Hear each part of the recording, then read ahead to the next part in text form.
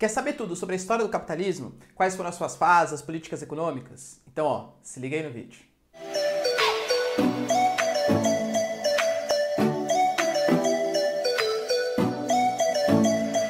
Fala, galera, beleza? Também delegacia Triângulo de Boa, então tá, ó. Galera, é o seguinte, a gente vai falar sobre um tema bastante polêmico, né, que é capitalismo, tá? Eu sei que os nervos aí estão à flor da pele a respeito de política. A minha intenção não é criticar, falar bem, doutrinar, etc. A minha intenção é passar para vocês de maneira simples, concisa, a interpretação que ainda hoje, ou ainda bem que hoje, né, enfim, depende muito da sua posição política, é adotada nos vestibulares. Ah, professor, mas eu prefiro a escola austríaca, o Hayek, o Mises. Galera, beleza, tudo bem, sem problemas, tá? Mas não é essa versão que aparece na sua provinha e nos seus vestibulares. Quem sabe com o avanço da ciência, realmente eles se provarem corretos, enfim, etc., a gente possa mudar a nossa historiografia, a maneira como a gente baseia o nosso conhecimento.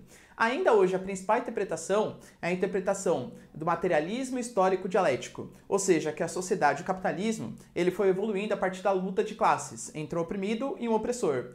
E essas fases do capitalismo, elas mostram bastante isso, que sempre ao longo da história a gente teve esse oprimido e esse opressor, só que isso resultou em diferentes formas de capitalismo, diferentes formas aí de acumulação de capital por parte da sociedade, beleza? Então, isso é o capitalismo. E convenhamos, galera, o capitalismo ele tem várias facetas. Por exemplo, se eu falo pra vocês, Brasil é um país capitalista? Com certeza, o Brasil é um país capitalista. Sei lá, vamos pegar aí a Noruega. É capitalista? É capitalista. Estados Unidos é capitalista? É capitalista. Por quê? Porque a gente fala que o sistema econômico é um sistema econômico capitalista, se baseia na acumulação de capital. Mas existem políticas econômicas. O que são essas políticas econômicas? A maneira como você vai fazer isso? Você pode fazer isso com maior intervenção do Estado, com menor intervenção do Estado, com maior liberdade econômica, mas em compensação com a maior arrecadação de impostos em pessoas físicas, deixando pessoas jurídicas menos comprometidas, com o Estado mais ativo, com o Estado menos ativo, enfim, galera, existem várias formas de você praticar o capitalismo. Essa forma de prática do capitalismo é o que a gente vai chamar de políticas econômicas. Vou colocar 4 aqui para vocês, dando um spoilerzinho da aula, mas que eu vou falar com mais detalhes na aula. Nós tivemos, por exemplo, o mercantilismo, o liberalismo, o keynesianismo e o chamado neoliberalismo. Esse aqui é muito criticado por várias pessoas. Nem existe, professor? Calma, calma, calma, tá bom? Para a geografia existe sim, beleza? A gente vai começar então estudando o chamado capitalismo comercial. O capitalismo é um sistema econômico que ele começou no período da Idade Média ainda, na abertura da Itália, do Mediterrâneo, as cidades ali fazendo um comércio mais interessante. Isso é a gênese do capitalismo. Só que, claro, um capitalismo muito mais atrasado do que o capitalismo atual. Imagina, na época, galera, você não tinha um capitalismo globalizado, coisa que o valha. Era um capitalismo bem localizado. Mas não dá pra falar em capitalismo, sei lá, no Egito, na época dos maias, dos astecas e por aí vai. Tinham sim sistemas econômicos, mas não capitalistas. O primeiro capitalismo é esse capitalismo comercial. Ele começou um pouquinho antes, mas ele se apropriou propriamente na época das grandes navegações. Professor, o que foram essas grandes navegações? Foi um período da história em que a gente teve os europeus, principalmente Portugal e Espanha inicialmente, mas depois a Holanda, a Inglaterra um pouquinho ainda, se jogando, se alçando ao oceano, tentando conquistar novas terras. Portugal, por exemplo, aqui no Brasil, a Espanha, o restante da América, Portugal ali na Ásia e na África também, e por aí vai. Ou seja, isso foi o início do processo do capitalismo. Era um capitalismo que era baseado no período colonial, né? Então, no período em que a gente ainda tinha a metrópole e as colônias, e que a gente tinha, obviamente, um Estado extremamente forte. E quando eu falo Estado forte, não é um Estado forte, é um Estado tudo, é um Estado que a gente chama de absolutista. Absolutista tanto politicamente, tipo, o rei é dono de tudo, é uma ditadura monárquica, tá? Essa é a ideia. Quanto ao absolutismo econômico. Como assim, professor? Imagina, por exemplo, ó, você tinha um carinha aqui. Vamos pegar o caso do Brasil, tá? Você tinha o carinha aqui no Brasil e você tinha a Europa. O Brasil ia lá, produzia a sua cana-de-açúcar. Ele podia revender diretamente para a Europa, mas não. Tinha a figura de um carinha aqui, ó, enchendo a paciência.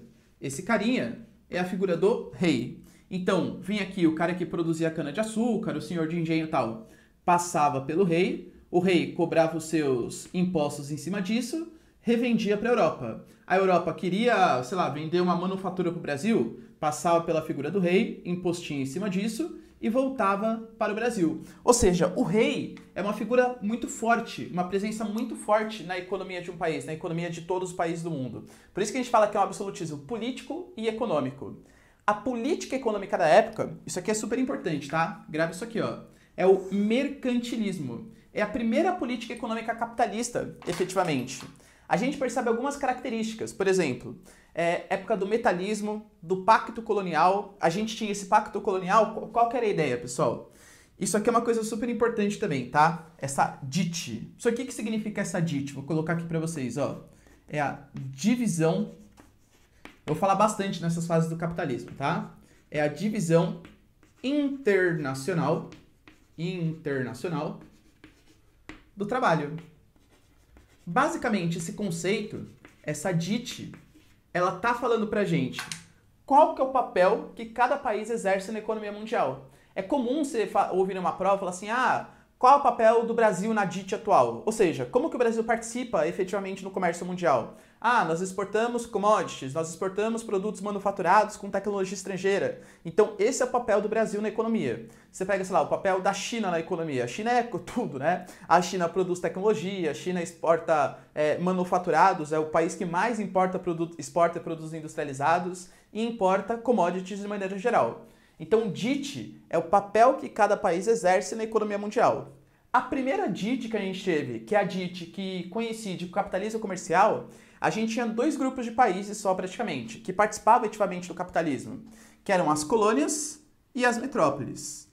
A ideia é que as colônias eram colonizadas, obviamente, né, por essa metrópole, e as colônias vendiam matéria-prima. Vamos pegar o caso do Brasil, por exemplo? Vamos, professor? O Brasil vendia cana-de-açúcar, depois vendia ouro e por aí vai. Matéria-prima. A metrópole, ela pegava essa matéria-prima e revendia para as colônias produtos manufaturados. E aí, claro, essa relação, ela se baseava no negocinho que a gente chama de pacto colonial. O que seria esse pacto colonial? A metrópole, ela fazia um sistema de exclusividade. Olha como o Estado é extremamente forte. Não é um capitalismo livre, óbvio que não, tá? Um Estado extremamente forte. A metrópole falou assim, pegar o caso de Brasil e Portugal. Ô Brasil, você é a colônia, certo? Beleza.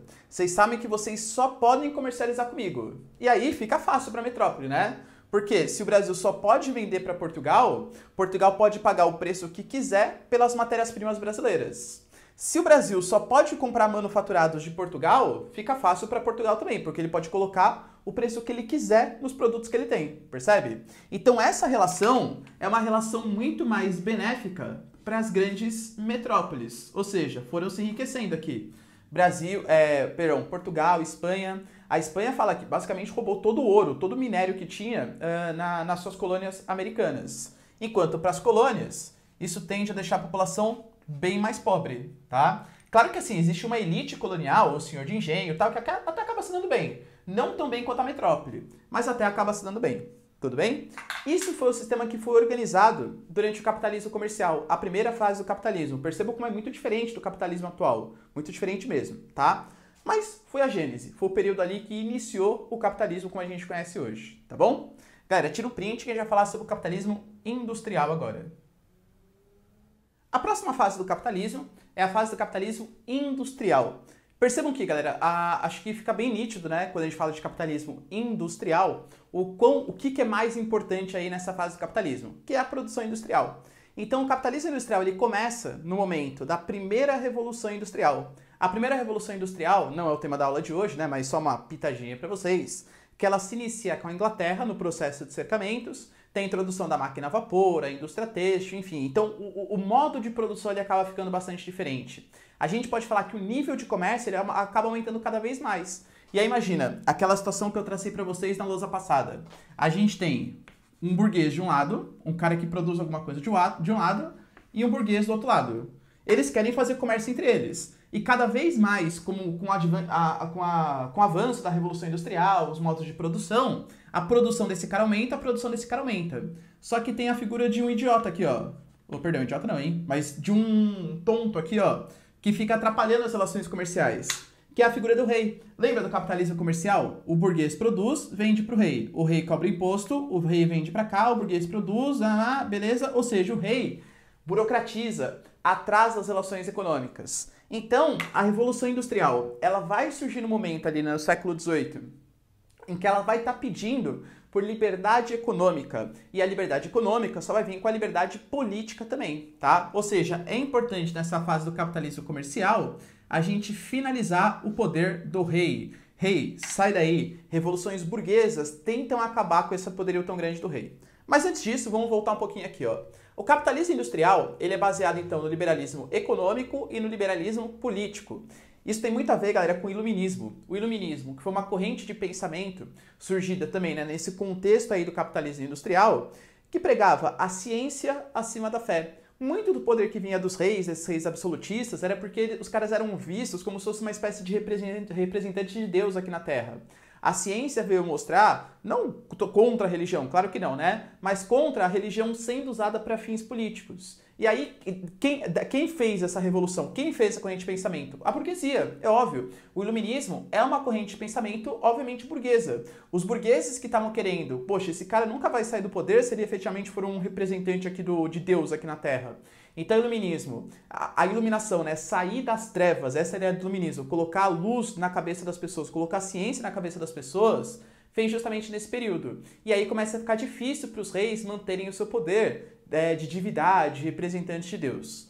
Quando a gente fala do liberalismo político, é justamente isso. Acabar com a figura do rei. A ascensão de democracias, ou pelo menos o que a gente considera como democracias mais parecidas com a democracia atual. Não que o rei tenha efetivamente que sair. Pode virar, por exemplo, a monarquia parlamentarista. Então o rei ele fica como chefe de Estado, a gente tem o primeiro-ministro, que é o chefe de governo. Ou então tira mesmo, vai para uma república parlamentarista, uma república presidencialista, ou qualquer forma de governo mais democrática, não absolutista, tá bom? Para o que a gente está falando aqui agora, que é o capitalismo, o mais importante, com toda certeza, é o capitalismo econômico. Só que ele não viria se não tivesse o liberalismo político. O liberalismo econômico é uma consequência também. Um acaba sendo consequência do outro, tá bom? O grande pai do liberalismo econômico não é o único, né? Tem o Davi Ricardo, por exemplo, o Stuart Mill também, o outro liberal aí mais pra frente. Esses caras, eles vão pensar, galera, numa proposta de um liberalismo econômico mais intenso. O principal representante é o Adam Smith, que escreveu um livro, não um, né, mas vários. Esse aqui é o mais importante, conhecido como A Riqueza das Nações. Isso vai ficar nítido. Uma teoria política bem importante que a gente tem, né, no Adam Smith, que é a tal da mão invisível, a lei que regula o mercado. Basicamente, o que o Adam Smith fala? Estado. Você tem que ser um Estado mínimo, mas assim, mínimo do mínimo mesmo. Você não tem que participar da vida ativa das pessoas, você não tem que ficar enchendo a paciência das pessoas. Por exemplo, imagina que os produtos, eles não precisam o Estado ficar definindo quanto que tem que produzir, quanto que não tem, qual vai ser o imposto, qual que vai ser o preço.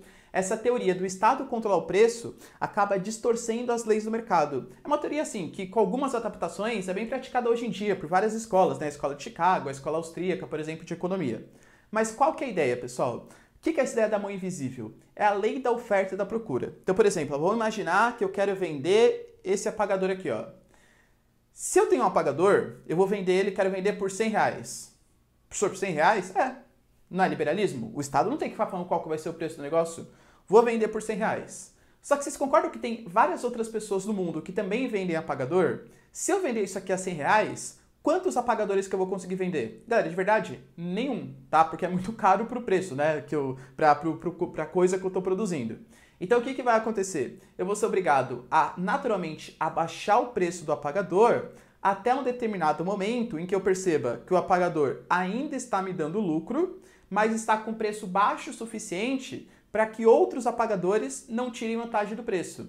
Essa é a lei da oferta e da procura. Cara, a concorrência, quanto mais concorrência eu tiver, melhor. Por quê? Porque quanto mais concorrência eu tiver, eu vou ser obrigado ou a baixar o preço desse apagador ou a melhorar muito a qualidade desse apagador. Para o capitalismo é um grande problema quando você estabelece oligopólios ou monopólios, que a gente vai falar no próximo, que é o capitalismo financeiro monopolista. Porque imagina, ó, apagador, beleza, nossa, professor, que legal, hein? Você vai ter que abaixar o preço. Mas e se só eu vender esse apagador? Aí a pessoa que precisar de apagador vai ser obrigada a pagar o preço que eu quiser. Mas vamos entrar nisso aí já daqui a pouco. A ideia é que existe uma mão invisível do mercado que regula automaticamente os preços. Não precisa da interferência do Estado na economia. A lei da oferta e da procura, a lei da oferta e da demanda, né? Ou seja, um produto ele tem seu preço regulado pelas leis de mercado. Beleza? A primeira revolução industrial, ela vai exacerbar esse capitalismo industrial. Principalmente porque a gente vai perceber a ascensão de duas novas classes sociais, que é a classe da burguesia e a classe do proletariado. De novo, é uma visão de interpretação do materialismo histórico dialético que é o mais comum de cair na sua prova, tá bom? É isso que eu tô ensinando para vocês. Eu tô querendo doutrinar nada, nem nada, beleza? Até porque, galera, nesse momento do capitalismo industrial, surgem outras correntes políticas e econômicas. Por exemplo, o socialismo, o comunismo, o anarquismo. Não é o tema da aula, a gente está falando sobre as fases do capitalismo, beleza? O que seria essa nova forma aqui, ó, do liberalismo econômico? A gente vai ter duas classes sociais, burguesia e proletariado. Ah, professor, não entendi. Burguesia é o rico, proletariado é o pobre. Não necessariamente, tá? Na época até que sim. Hoje em dia, se a gente fizer uma tradução para os tempos atuais, mais ou menos. O que é a burguesia? A burguesia é aquela que controla os meios de produção. Lembra que eu falei para vocês, a intenção é que o Estado não controle mais nada, nem fazendas, indústrias, nem nada. Tem que ter uma liberdade econômica para os atores políticos agirem ali, os atores econômicos. A burguesia, vamos pegar na época, é dona da fábrica. O proletariado é o cara que não é dono da fábrica. Então, para ele conseguir trabalhar, para ele conseguir ganhar dinheiro, ele vai ser obrigado a vender a única coisa que ele tem. O que é a única coisa que o burguês tem? Isso aqui, ó, a sua mão de obra. Então, uma relação no qual o burguês ele tem a sua fábrica e ele contrata o proletariado. Só que vamos fazer uma experiência, tá? Vamos pegar uma experiência aí. Vou imaginar, por exemplo, que a gente tem, vamos traduzir para os dias atuais. A gente tem um colégio e esse colégio, por exemplo, tem 30 alunos numa sala de aula. Cada aluno paga ali uma mensalidade de R$1.000, mais ou menos, tá? Isso quer dizer que por mês os alunos eles pagam R$30.000. E vamos dizer que eu sou um professor desse colégio e trabalho o mês inteiro ali para eles, tá? Então dou uma série de aulas, tudo tal, beleza. Vamos falar que é sei lá, segunda série, terceira série, que geralmente tem um professor só, né? E eu sou professor. A sala paga R$30.000. Vocês acham que eu, por mês, vou receber esses R$30.000? Não, né? Vou receber o quê? R$2.000, R$3.000? A diferença, porque assim, efetivamente, claro que o burguês, ele tá lá, fornecendo a escola, fornecendo a conta de luz, a água, toda a burocracia e tal. Mas, efetivamente, quem está trabalhando, quem está educando aquelas crianças, quem está passando os ensinamentos, etc., sou eu, professor. Eu vou ganhar R$3.000. Ou seja, os alunos somados pagam 30, eu ganho 3. Percebe que tem uma diferença entre o que o trabalhador produz, que são esses R$30.000, e os R$3.000 que a escola me paga? Essa diferença entre o que o trabalhador produz e o que efetivamente ela me paga é o que a gente vai chamar de mais-valia. A mais-valia é o que pauta as relações econômicas nesse modelo do capitalismo industrial. Ou seja, a burguesia querendo cada vez mais, segundo a concepção de estudo de hoje, tá? Explorar o proletariado baseado na diferença entre o que ele produz e o que efetivamente lhe é pago. Burguesia e proletariado. Belezinha, galera? Essa relação aqui, ó. Isso, claro, vai ser mais uma luta de classes. Isso vai instigar ainda mais problemas, né? Mais pra frente que a gente vai ver, tá? Vocês podem perceber, então, que a burguesia é, com certeza, o principal ator político desse capitalismo industrial. Tanto que uma série de revoluções burguesas vão começar a acontecer nesse período. Se vocês forem pensar bem, qual foi o país liderança da Revolução Industrial e, consequentemente, liderança do capitalismo industrial? A Inglaterra. Por quê? Porque a Inglaterra, ela foi o primeiro país do mundo, a partir da Revolução Puritana e Revolução Gloriosa, que livrou a influência do Estado tão grande na economia. Aí teve o processo de secamentos e tal. Mas aquela monarquia parlamentarista, advinda dessas revoluções, permitiu uma liberdade econômica mais interessante, uma influência dos reis não tão grande, que favoreceu o surgimento de novas indústrias. Então, imagina que tinha estados, por exemplo, que nem a França, que estavam com um rei, uma nobreza enchendo a paciência dos burgueses. Os burgueses sustentando a nobreza e os reis. Revolução Francesa. A Revolução Francesa, por mais que tenha contado com os camponeses, com os sans-culottes e tal, que eram os mais pobres ali, eles serviram mais ou menos como se fosse uma máquina da Revolução. O exército da Revolução. Mas a Revolução Francesa, ela não era uma revolução que pensava nos mais pobres. Era uma revolução claramente burguesa. Era uma revolução para livrar a influência do Estado na economia e fazer a burguesia, os industriais, né, em ascensão ali na época, tomarem o poder. Isso aconteceu em praticamente toda a Europa. A gente percebe que Napoleão, né, até destruiu praticamente praticamente todas as monarquias. A gente teve depois o Congresso de Viena, que tentou restaurar essas monarquias, mas de verdade, galera, não tinha mais espaço para isso. Tanto que em 1848, a gente vai perceber a Revolução dos Povos, né, a Primavera dos Povos, perdão, que vai acabar de novo com essas monarquias. Por quê? Porque a economia gera outra. A economia, com o iluminismo, com o liberalismo econômico e o liberalismo político, não aceitava mais um Estado fungando no cangote do burguês. Isso não dava mais. Belezinha? Galera, tira um print aqui, ó.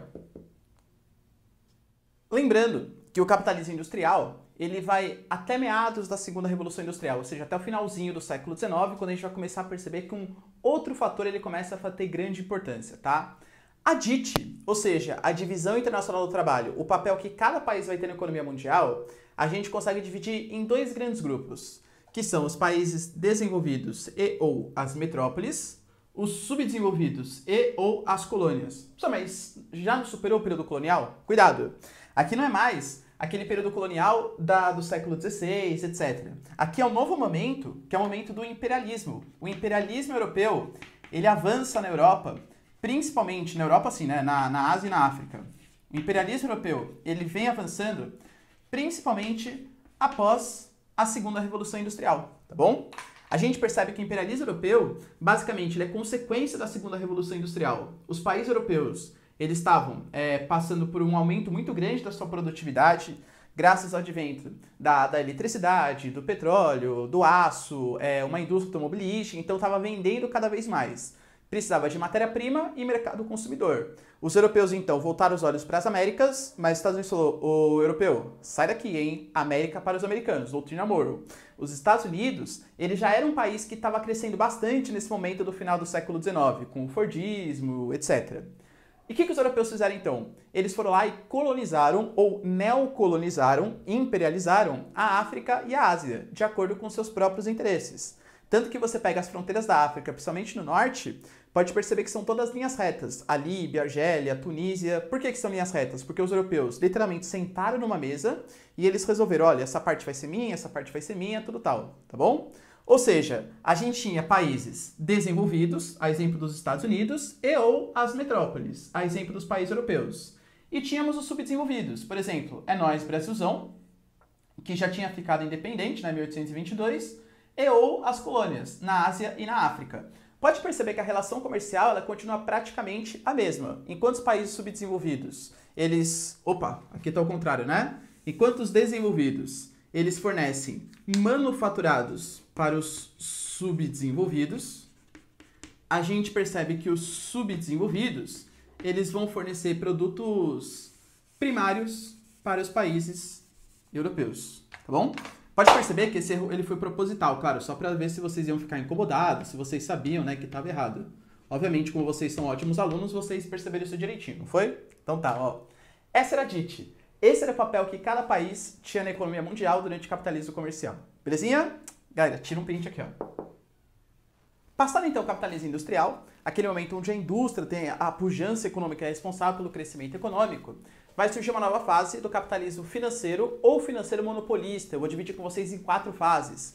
E alguns locais que vocês podem vir estudar, talvez eles dividam só em 3. Ele coloca o capitalismo financeiro como um todo só. Eu gosto de dividir em financeiro monopolista e financeiro informacional, que é o mais recente que a gente tem, tá bom?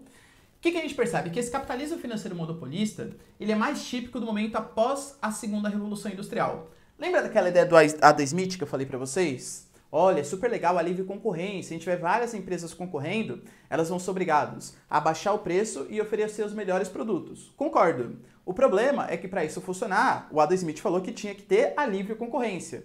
E isso efetivamente não acabou acontecendo. Quem é mais liberal vai defender que, na verdade, é o Estado que atua de maneira corporativista, ajudando somente algumas empresas a praticar esse monopólio e oligopólio.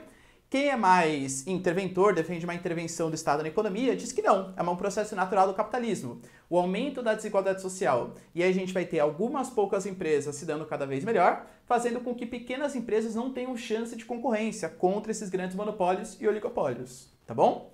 Por exemplo, ó, a gente pode falar que o que seria um grande monopólio? O monopólio é quando uma só empresa controla o mercado. Então vamos pegar, por exemplo, o caso do Brasil. O que seria um monopólio no Brasil? Os Correios. Não, professor, os Correios, eles têm concorrência, outras empresas podem entregar encomendas, podem sim, só que o Correio ele tem monopólio de entrega de cartas, o Correio é a única empresa que pode entregar cartas aqui no Brasil, tá bom? É um monopólio, uma só empresa controla determinado serviço. Ou um oligopólio, que é muito mais comum, né? Oligopólios são quando poucas empresas atuam no mercado. A gente pode citar aqui, por exemplo, a questão da telefonia no Brasil. Eu moro em São Paulo, né? Em São Paulo, que é um baita mercado consumidor, mais de 40 milhões de pessoas, nós temos 5 operadoras atuando. A Claro, a Vivo, a TIM, a Oi e a Nextel. E olha que a Oi tá meio capenguinha, hein? Pode ser vendido para Nextel e tal, um processo meio estranho acontecendo. Mas se for pegar no Brasil inteiro, poxa, nós somos 210 milhões de habitantes. Não tem interesse em empresas de telefonia? Por que isso acontece? Porque as empresas de telefonia no Brasil praticam um oligopólio, poucas empresas. E aí fica muito fácil deles praticarem alguns acordos comerciais. Vamos imaginar que, por exemplo, essas empresas, ao invés de ficar concorrendo entre elas, eles combinam preços. Isso é o que a gente chama de cartel. Ou então, por exemplo, essas empresas, uma compra a outra. Eu tenho uma empresa sensacional e tenho a minha concorrente. Ao invés de eu ficar fazer uma concorrência com o meu concorrente, eu compro o meu concorrente. Estabeleço, por exemplo, um monopólio ou um oligopólio no máximo ali, tá?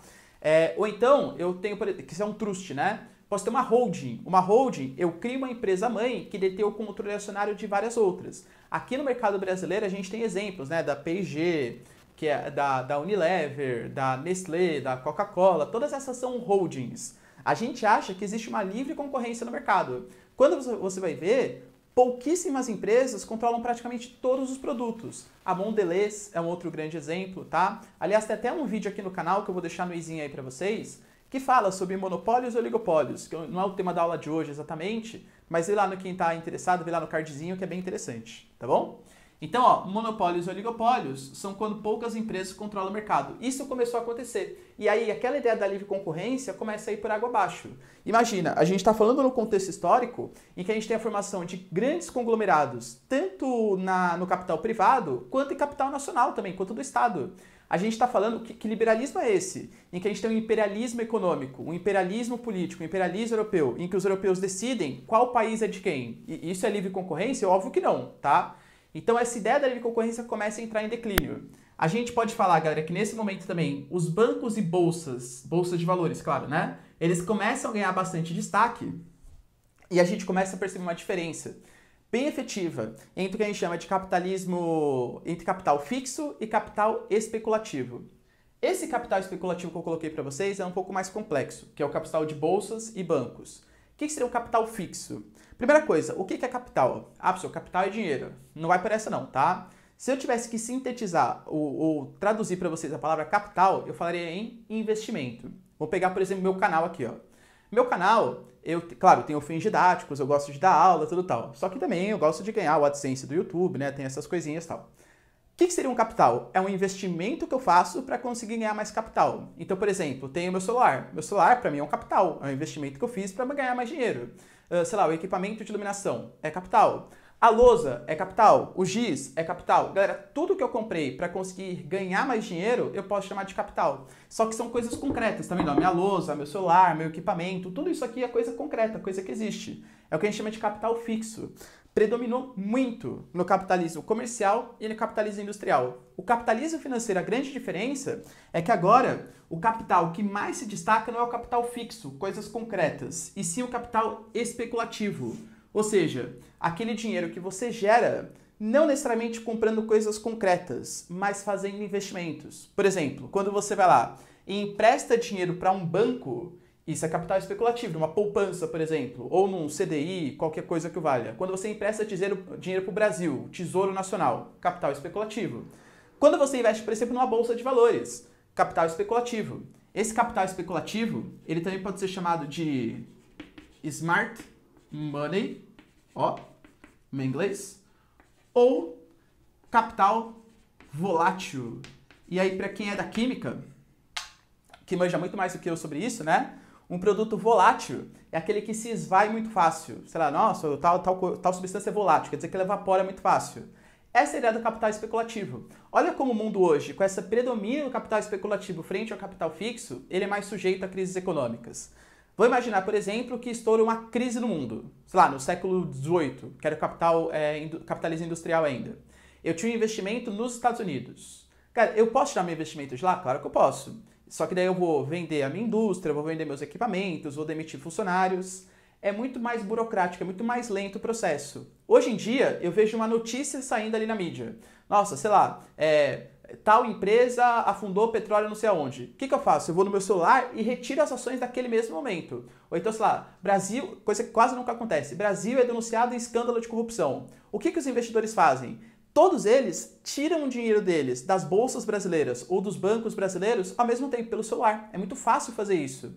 Então hoje, com o capital especulativo predominando, quando o país está bem, ele cresce muito fácil, porque é muito fácil investir nele, é muito ágil, muito ativo, mas em compensação, quando estoura uma crise econômica, a crise também é muito profunda, porque é muito fácil você retirar seus investimentos. Então a gente está num momento que é muito intenso. E claro, isso porque eu estou falando nesse período, ainda não era esse capitalismo financeiro informacional, que é o que eu falei agora para vocês, mas estava iniciando esse processo de bancos e bolsa de valores. Então o capital especulativo ele começa a se destacar nesse contexto, tá bom? A gente percebe que esse momento também do final do século XIX é um momento de algumas crises do capitalismo. Por exemplo, a gente vai ter a Primeira e a Segunda Guerra Mundial acontecendo. A minha intenção não é uma aula de história aqui para vocês. Mas vamos resumir? Por que acontece a Primeira Guerra Mundial? E a Segunda Guerra Mundial é quase como se fosse uma continuação da Primeira, um revanchismo da Alemanha, tudo tal. Por que acontece a Primeira Guerra Mundial? Porque a gente vai ter a Segunda Revolução Industrial, que vai aumentar a animosidade entre os países. Alemanha e Itália ficam com as piores terras, porque estavam passando por um processo político de unificação interna tal. E aí, quando eles saem, praticamente toda a África e a Ásia já estavam dominadas. A gente vai ter, então, um período de conflito, um período ali chamado de paz armada entre os países europeus. E aí tem um estralo que acontece, que é a morte, né, do Francisco Ferdinando, que estoura a Primeira Guerra Mundial. Mas ela ia acontecer de qualquer jeito. Ou seja, a Primeira e a Segunda Guerra Mundial, elas foram consequências dos países, disputando territórios, imperialismo, monopolizando mercados. Percebe que aquela ideia do liberalismo já não está mais dando certo? Isso é o motivo da Primeira e da Segunda Guerra Mundial. A crise de 29, ela acontece, é uma crise de superprodução. É uma crise na qual a gente vai ter, galera, o Fordismo norte-americano produzindo, e a economia europeia não dando conta de consumir todos os produtos depois da Primeira Guerra Mundial. Estoura. Queda da Bolsa de Nova York. Olha a Bolsa aqui se destacando novamente. A crise de 29. É nítido que o capitalismo está em crise. É nítido que agora, nesse momento, as organizações internacionais elas vão começar a surgir para tentar dar conta do recado. No âmbito político, a gente pode falar de uma série de conferências no momento pós-Segunda Guerra Mundial, a Conferência de Alta, a Conferência de Potsdam.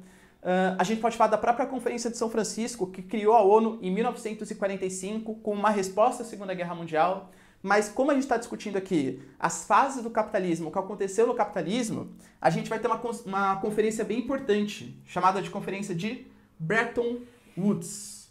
Professor, o que é essa Conferência de Bretton Woods? Percebam que é no momento quase no final da Segunda Guerra Mundial. Não tinha acabado ainda, mas quase. Essa Conferência de Bretton Woods, ela vai tentar regular o mercado. Tanto que, por exemplo, algumas organizações vão surgir nesse contexto. O FMI, o Fundo Monetário Internacional, que empresta dinheiro para países em situação de crise financeira, surge na Conferência de Bretton Woods. A gente pega, por exemplo, o Banco Mundial. O Banco Mundial, que também empresta dinheiro para países em situação de crise, mas geralmente mais ligado à crise de infraestrutura, então por um abalo sísmico, vulcanismo, coisa que valha, também surge em Bretton Woods. O GATT, que é a antiga OMC, atual OMC, né? Organização Mundial do Comércio, que vai tentar fazer com que o mundo não fique praticando protecionismo, subsídios econômicos e tal, também surge nesse contexto. Ou seja, o momento do capitalismo financeiro monopolista é o momento em que o Estado ele vai tentar tomar as rédeas. Porque, segundo ele, o liberalismo econômico trouxe essa série de consequências negativas. Pensando na política econômica que vai vir uma nova política chamada de keynesianismo, que eu já vou discutir com vocês na próxima lousa, tá? Mas antes disso, ó, tira um print. Bom, gente, pensando então na política econômica típica desse capitalismo financeiro monopolista, ela começa com um finalzinho, um resquício ali de liberalismo econômico, e já no momento pós-crise de 29 nos Estados Unidos e pós-Segunda Guerra Mundial na Europa, surgiu keynesianismo, pensado no economista chamado de Keynes, por isso que a gente chama de keynesianismo, tá? Basicamente, o que o Keynes ele percebeu? Ele percebeu que um Estado muito solto, e percebam só um parênteses antes, como o capitalismo ele é de fases, né? A gente teve o mercantilismo, onde o Estado atuava muito na economia. O liberalismo, o Estado atua pouco. Aí, o keynesianismo, o Estado vai atuar muito. O neoliberalismo, o Estado atua pouco. E agora, o que é? Vamos discutir isso no finalzinho da aula, tá? Mas o keynesianismo, a gente percebe que é um Estado altamente interventor na economia. Qual que era a ideia do Keynes? A ideia do Keynes era: o Estado, ele é o responsável por fornecer o bem-estar social. Ele é o responsável por fazer os programas ou os benefícios sociais. Educação, transporte, saúde, segurança, enfim, todos os benefícios que a população merece. Só que, óbvio, para conseguir fazer isso, eu vou precisar cobrar altos impostos. Olha o Estado paizão aqui. Olha o Estado falando: deixa comigo que eu cobro altos impostos da população e redistribuo isso em benefícios sociais. A gente tem que pensar, galera, que, por exemplo, o New Deal, para quem não sabe, o New Deal foi uma espécie de resposta à crise de 29, é um exemplo de política keynesiana. O New Deal, o que foi? Né, o novo acordo que foi feito.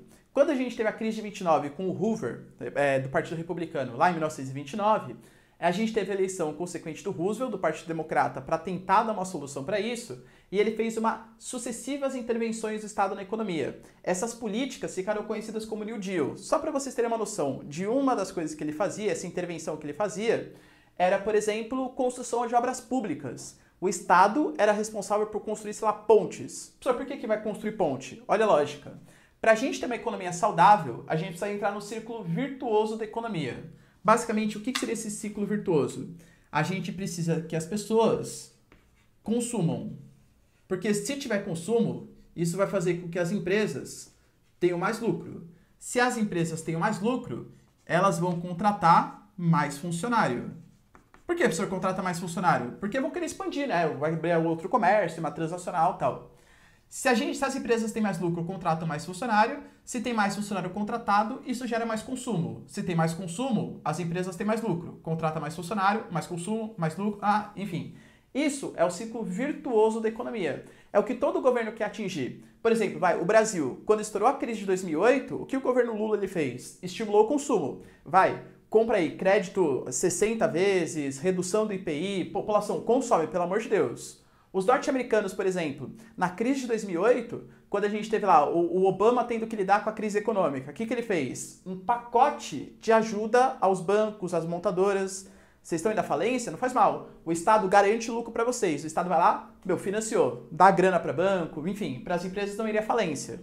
Sei lá, na crise de 29, o que o governo ele fez? Ele agiu nessa partezinha aqui, ó, gerando emprego. Por quê? O governo fazia literalmente isso. Ele construía pontes, contratava funcionários para construir ponte e contratava funcionário para destruir a ponte. Para quê? Para gerar emprego. Porque se tivesse emprego, geraria consumo, lucro, tudo tal. Nossa, professor, que ideia genial, deu certo?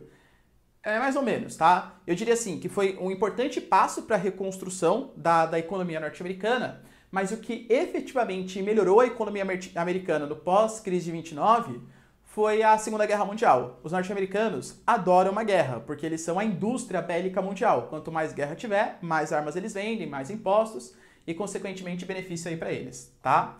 Mas o New Deal é uma política keynesiana. Olha o Estado paizão, olha o Estado interferindo bastante na economia. A gente fala que o keynesianismo é esse tal de welfare state, o estado de bem-estar social, tá? Que é o que muitos países europeus hoje tentam manter. A gente percebe que a França, por exemplo, está acostumada com os benefícios sociais, a Alemanha está acostumada e tal. Só que hoje a competitividade no capitalismo financeiro internacional, ela aumentou demais. E convenhamos, galera, na época, o que acontece? A gente pega no momento pós-Segunda Guerra Mundial, para quem entende um pouco mais de história, geopolítica, é o momento da Guerra Fria. A Guerra Fria a gente tinha capitalismo e socialismo. O capitalismo, ele tem, vamos, de maneira bem simples, tá? Bem simplória mesmo. Qual que é o grande benefício do socialismo? Que o Estado fornece tudo para você. O Estado te fornece educação, transporte, saúde, lazer, segurança, etc. Olha que interessante, a gente tem um capitalismo que faça isso. Porque o grande quê do capitalismo é a parte econômica, que é mais produtiva e tal. E o grande quê do socialismo é a parte social. E se a gente tem um capitalismo social, um capitalismo que fornece bem-estar social? Isso foi o que o keynesianismo se propôs. E de verdade, galera, deu bastante certo num período de 1940 para a Europa, tá? Para os norte-americanos, 1929. 1945 até 1973. Porque em 73 a gente vai ter uma das piores crises da história do capitalismo. que é a crise do petróleo. Com a crise do petróleo, não tinha mais como manter esses altos gastos públicos, esse bem-estar social. E aí vai vir um novo, já está surgindo, né? Um novo tipo de capitalismo, consequente aí desse período, e uma nova política econômica, que é o chamado neoliberalismo. Mas antes de a gente falar sobre isso, tira um print aqui, ó. Pegando então a última fase, a fase atual, que é o capitalismo financeiro informacional. Qual que é a ideia? A ideia é que a gente tem hoje um capitalismo que o próprio investimento em capital especulativo, banco, bolsa de valores e tal, é o que movimenta a economia, essa é a grande verdade, tá bom?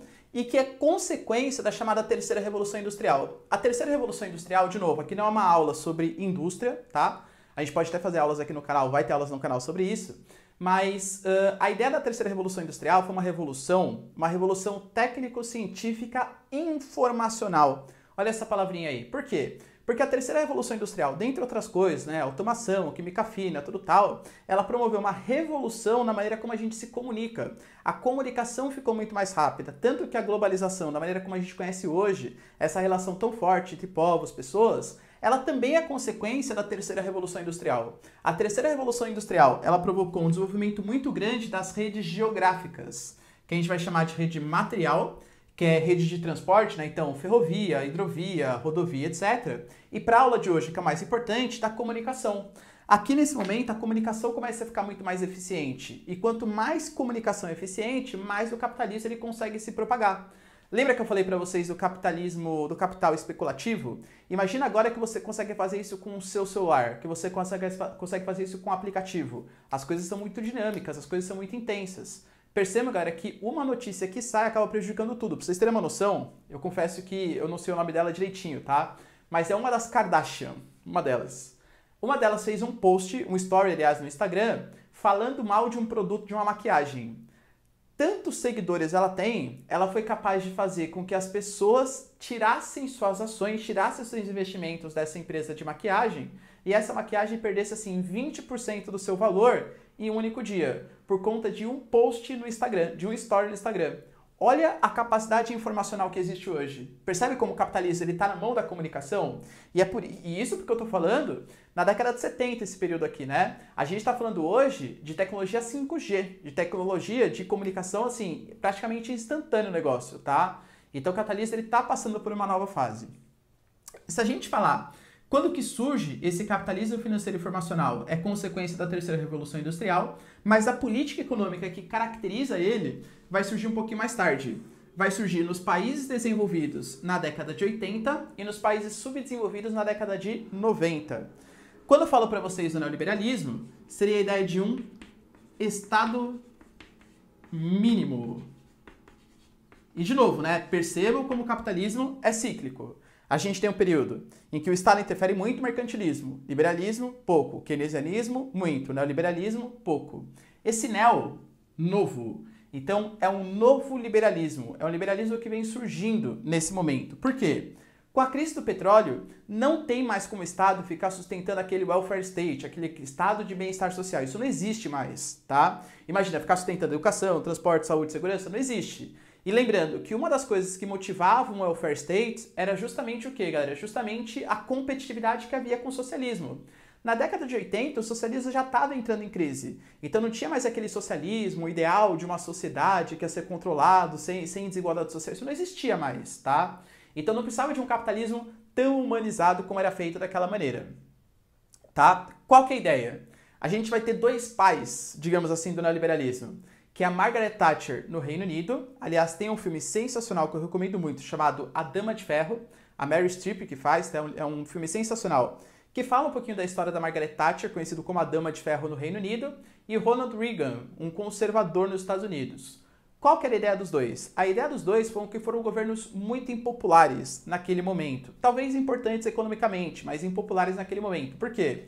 Porque eles vieram para cortar os benefícios sociais. Um Estado mínimo. Então, funcionalismo público. Meu, tem muita gente aqui. Se for pegar a Margaret Thatcher, por exemplo, ela brigou feio com os sindicatos. E os sindicatos praticamente surgiram no Reino Unido, eles são muito fortes ali na Inglaterra. Imagina ela dar conta de tirar direitos trabalhistas, de tirar benefícios sociais, cortar gastos públicos. Então ela foi altamente impopular. Ela adotou medidas que a gente conhece hoje como ajuste fiscal ou medidas de austeridade, que soam bem populares aos ouvidos da população, principalmente da população mais pobre, claro, tá?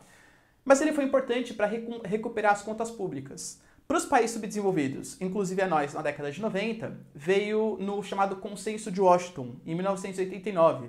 Aqui no Brasil, por exemplo, foi implantado pelo Collor, depois um pouquinho pela FHC, do Itamar Franco também, né? Qual que era a ideia? Empresas públicas, imagina, privatiza. Impostos, aumenta, tem que pagar as contas. Gastos públicos, corta, vocês estão gastando demais. Aumenta a taxa de juros para atrair investimentos estrangeiros, mesmo que isso prejudique um pouco o poder de consumo da sua população. A abertura econômica, o Estado não pode ficar interferindo tanto na economia. A gente teve o Consenso de Washington, uma política econômica desenvolvida pelos Estados Unidos, FMI e pelo Banco Mundial, ensinando os países subdesenvolvidos, a exemplo do Brasil, a conseguirem atingir o desenvolvimento econômico com o neoliberalismo. Professor, deu certo? Mais ou menos, tá?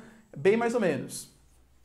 Mas a ideia era justamente essa, fazer com que o Estado saísse do cangote de novo do empresariado. Tudo bem, galera? Beleza? Com isso, o capitalismo financeiro informacional, a gente vai ter uma nova DIT, que é a DIT atual. Vocês lembram o que é a DIT, obviamente, né? Que é a Divisão Internacional do Trabalho, ou seja, o papel que cada país tem na economia mundial. O que a gente percebe? Nós temos 3 grupos de países hoje. Os desenvolvidos, que hoje os desenvolvidos eles não são mais tão grandes produtores assim de produtos manufaturados.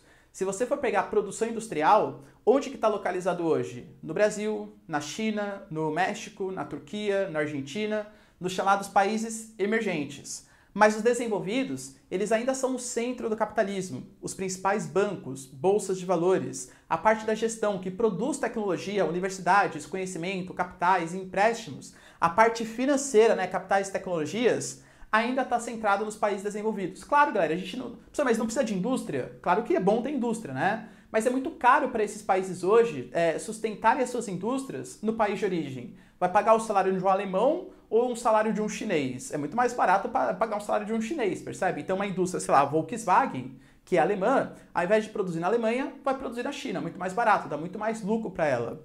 Só que o capital e tecnologia ainda está centrado nesses países.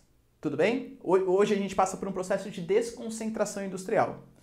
Os países emergentes, o que são países emergentes? É nós, né? Essa ideia de emergir, isso também pode ser chamado de subdesenvolvidos e industrializados. A ideia de emergir é você sair das profundezas e atingir a superfície, que é a ideia que a gente passa hoje, ou pelo menos que teoricamente deveria passar hoje, né? O que a gente vende? Manufaturados. Professor, sério? Sério. O Brasil, por exemplo, é um grande exportador de carros. O Brasil exporta aviões. Claro, os aviões até eram da gente, né? A Embraer era da gente, agora foi vendido para a Boeing. Vamos pegar carro. O Brasil exporta muito carro. Da GM, da Ford, da Toyota, da Nissan. Percebam que todas as marcas são transnacionais, mas quem exporta é a gente. Nós vendemos manufaturados. Só que manufaturados com tecnologia estrangeira. O Brasil, qual automotiva é brasileira? Nenhuma. Tinha a Gurgel, que foi à falência na década de 90. Se for pegar, o Brasil, por exemplo, ele não produz muita tecnologia. O que o Brasil produz de tecnologia? Na Petrobras, na Vale e na Embraer. A Embraer foi vendida já, 80%, só 20% é nossa ainda. Ou seja, os países emergentes hoje, eles vendem sim manufaturados, mas eles são extremamente dependentes de tecnologia estrangeira. Tudo bem? E commodities? Por exemplo, o Brasil é um grande exportador de soja, ferro, café, laranja. Commodity é um produto primário comercializado pela Bolsa de Valores, tá bom? E os subdesenvolvidos, também chamados de subdesenvolvidos não industrializados ou subdesenvolvidos periféricos, eles são, galera, responsáveis pela exportação de commodities. Ou eles nem participam da DIT, né? Tem muitos países que ficam aquém da DIT, não participam ativamente, porque tem muitas crises políticas e tal. Ou se participam, vendem seus produtos primários. Tudo bem? Beleza?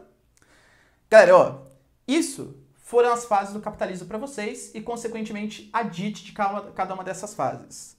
Se a gente pensar num processo chamado de reprodução ampliada do capital, o que seria? Vou imaginar que você é um capitalista. Se você é um capitalista, para você começar o seu capitalismo, você precisa de um capital inicial. Esse capital inicial, você vai produzir uma mercadoria que vai comercializar essa mercadoria. Essa mercadoria comercializada vai te dar um capital que, teoricamente, tem que ser maior que o seu capital inicial. O que você faz com esse capital final, que foi o maior capital inicial? Você reinveste na produção. E aí você reinveste mais capital para produzir mais mercadoria, para comercializar mais, para ter ainda mais lucro. E assim você vai reproduzindo ampliadamente a reprodução ampliada do seu capital. Isso é o funcionamento básico do capitalismo. Capital inicial, produz mercadoria, comercializa a mercadoria, capital final, que você reinveste na produção.